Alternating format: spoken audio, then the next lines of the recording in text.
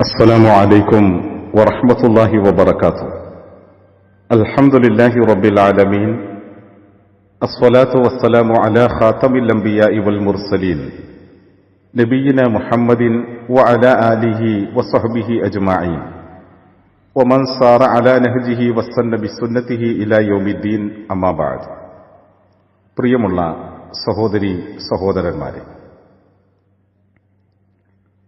ഒരു മനുഷ്യന്റെ ജീവിതത്തിൽ, പ്രത്യേകിച്ചും ഒരു വിശ്വാസിയുടെ ജീവിതത്തിൽ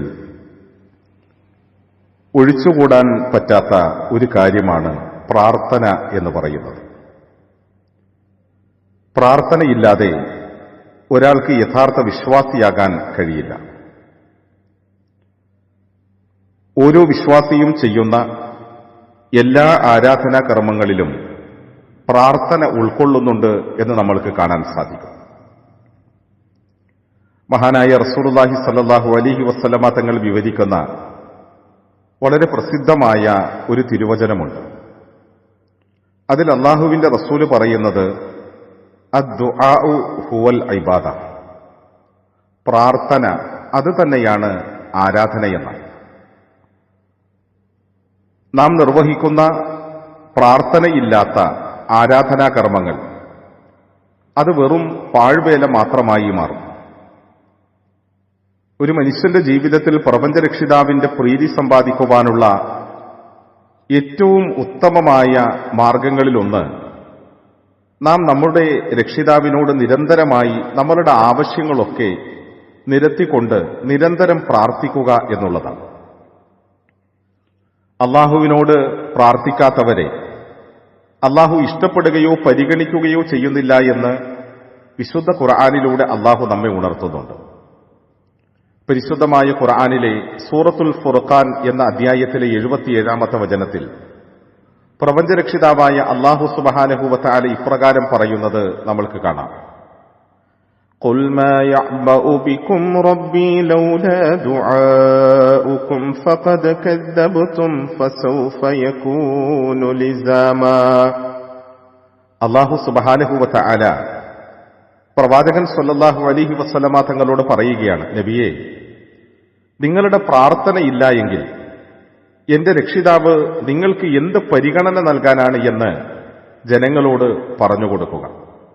അപ്പൊ അള്ളാഹുവിന്റെ ഭാഗത്തു നിന്ന് നമുക്ക് ഏതെങ്കിലും നിലയിലുള്ള ഒരു പരിഗണനയുണ്ടായി തീരണമെങ്കിൽ നാം നിരന്തരം അള്ളാഹുവിനോട് പ്രാർത്ഥിക്കുന്ന സ്വഭാവമുള്ളവരായിരിക്കണം എന്ന് അള്ളാഹു സുബ്ഹാനഹു വ തആല ഉണർത്തുകയാണ്.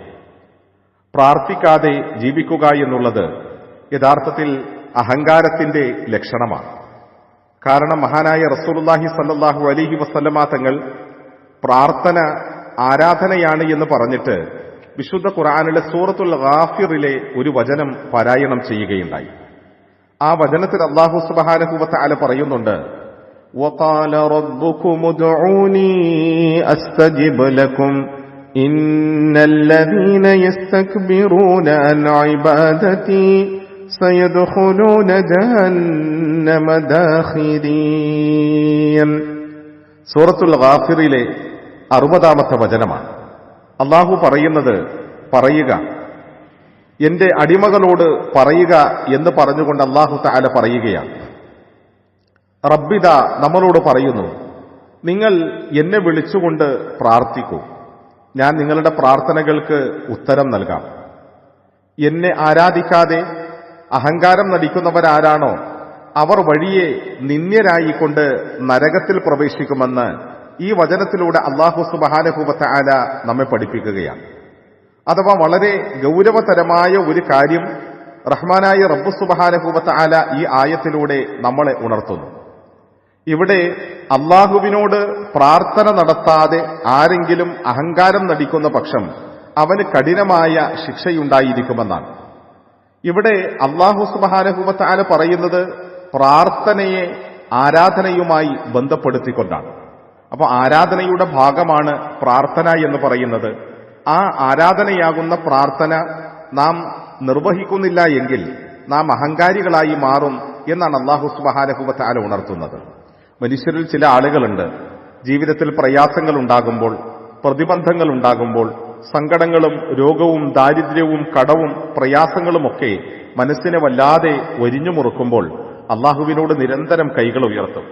കണ്ണുനീരോടെ പ്രാർത്ഥനകളുണ്ടായിത്തീരും. പിന്നീട് ജീവിതത്തിലെ ആ പ്രയാസങ്ങൾ ദൂരീകരിക്കപ്പെട്ടു കഴിഞ്ഞാലോ അള്ളാഹുവിനോട് പ്രാർത്ഥിച്ചു എന്ന ഒരു ബോധം പോലുമില്ലാതെ മനുഷ്യൻ പ്രാർത്ഥനയെ പൂർണ്ണമായ നിലയിൽ കൈയൊഴിയുകയും ചെയ്യും. ചില ആളുകളുടെ ധാരണ എങ്ങനെയാണ്, ഇനി ഞാൻ എന്ത് പ്രാർത്ഥിക്കാനാണ്, എന്റെ ജീവിതത്തിൽ എനിക്ക് ആവശ്യമുള്ളതെല്ലാം ഉണ്ട്. മനോഹരമായ വീട്, അതുപോലെ തന്നെ ജീവിത വിഭവങ്ങൾ, ജീവിതത്തിൽ വേണ്ടുന്നതായ ഇണയും അതുപോലെ തന്നെ സമ്പാദ്യങ്ങളും സന്താനങ്ങളും സമ്പൽ സമൃദ്ധിയും എല്ലാം എന്റെ കൈകളിലിരിക്കുമ്പോൾ ഇനി ഞാൻ എന്ത് എന്റെ റബ്ബിനോട് ചോദിക്കാനാണ് എന്ന് ചിന്തിക്കുന്ന ചില ആളുകളുണ്ട്. യഥാർത്ഥത്തിൽ അത് അഹങ്കാരത്തിന്റെ ലക്ഷണമാണ്. നാം നിരന്തരം അള്ളാഹുവിനോട് പ്രാർത്ഥിച്ചുകൊണ്ടേയിരിക്കണം. മഹാനായ റസൂലുള്ളാഹി സ്വല്ലല്ലാഹു അലൈഹി വസല്ലമ തങ്ങൾ പറഞ്ഞതായി മഹാനായ സൽമാനുൽ ഫാരിസി റളിയല്ലാഹു തആല അൻഹുവിൽ നിന്ന് നിവേദനം ചെയ്യുന്ന ഒരു തിരുവചനമുണ്ട്. അതിൽ അള്ളാഹുവിന്റെ റസൂല് പറഞ്ഞത് ഇങ്ങനെയാണ്: ഇന്നല്ലാഹ ഹയ്യുൻ കരീം യസ്തഹി ഇദാ റഫഅ റജുലു യദൈഹി യദൈ അൻ യുറദ്ദഹുമാ സിഫറൻ ഖായിബതൈൻ. റസൂലുള്ളാഹി സ്വല്ലല്ലാഹു അലൈഹി വസല്ലമ തങ്ങൾ പറയുകയാണ്, അള്ളാഹു ഏറെ ലജ്ജയുള്ളവനാണ്, അതുപോലെ തന്നെ അത്യുദാരനുമാണ്. ഒരു മനുഷ്യൻ തന്റെ രക്ഷിതാവിലേക്ക് പ്രയാസത്തോടുകൂടി കൈകൾ ഉയർത്തുകയാണ്. അങ്ങനെ കണ്ണീരോടെ ഒരു മനുഷ്യൻ തന്റെ റബ്ബിലേക്ക് കൈകൾ ഉയർത്തിപ്പിടിച്ചാൽ ഒരു നിലയ്ക്കും ഉത്തരം നൽകാതെ അവ മടക്കപ്പെടുകയില്ല എന്ന് റസൂലുള്ളാഹി സ്വല്ലല്ലാഹു അലൈഹി വസല്ലമ തങ്ങൾ പറയുകയാണ്. കാരണം അങ്ങനെ മടക്കപ്പെടുന്നത് അള്ളാഹു ലജ്ജിക്കുന്നു എന്നാണ് ഈ തിരുവചനത്തിലൂടെ റസൂലുള്ളാഹി സ്വല്ലല്ലാഹു അലൈഹി വസല്ലമ തങ്ങൾ നമ്മളെ ഉണർത്തുന്നത്. അതേ സഹോദരങ്ങളെ, നമുക്ക് നമ്മളുടെ റബ്ബിലേക്ക് കൈകൾ ഉയർത്താൻ കഴിയണം.